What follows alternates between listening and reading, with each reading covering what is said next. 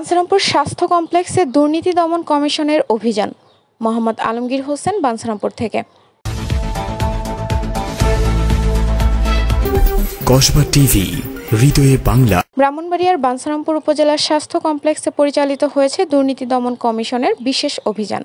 মঙ্গলবার ২৭শে মে সকাল থেকে দুর্নীতি দমন কমিশনের সমন্বিত জেলা কার্যালয়ের সহকারী পরিচালক মোহাম্মদ তারিকুর রহমানের নেতৃত্বে একটি টিম স্বাস্থ্য কমপ্লেক্সে এই অভিযান চালায়।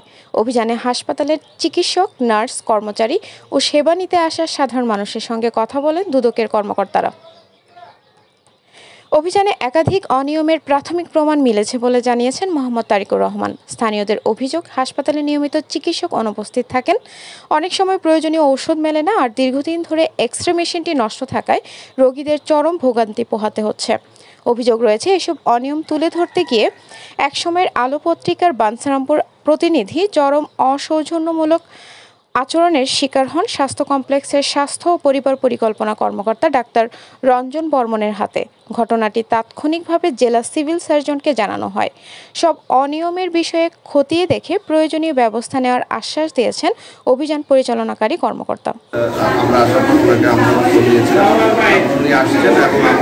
হসপিটালের রেজিস্টারগুলো এখানে আমরা দেখতে পাইনি, উনি দেখাতে পারেননি।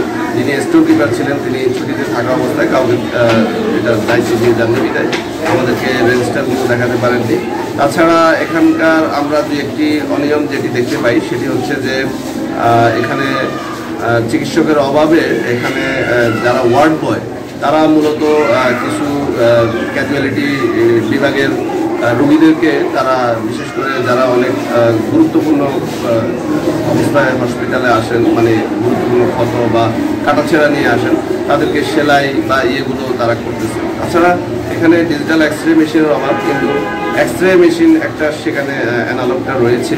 তো এটাও আমরা অভিযোগের ভিত্তিতে আসি এবং আমরা একজন রোগীকে আমরা আমাদের আরএম মহোদয় আছেন, ওনার মাধ্যমে দেখালাম যে ওনাদের যে দায়িত্বপ্রাপ্ত কর্মকর্তা রেডিওগ্রাফার, সে হচ্ছে ওই রোগীটুকি বলে দিল যে আপনাকে বাইরে নিয়ে যাচ্ছিল। পরবর্তীতে আমাদের উপস্থিতি টের পেয়ে সে হচ্ছে এখানে এক্স-রেটা সম্পন্ন করে। তো এবং আমরা ফার্মেসিতে গিয়ে আমরা সেখানেও রেজিস্টারগুলো পাইনি।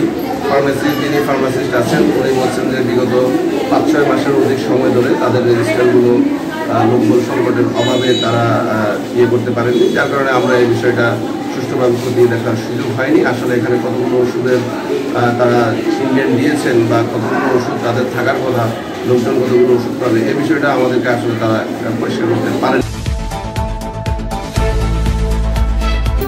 কসবা টিভি, হৃদয়ে বাংলা। হৃদয়ে বাংলা, কসবা টিভি।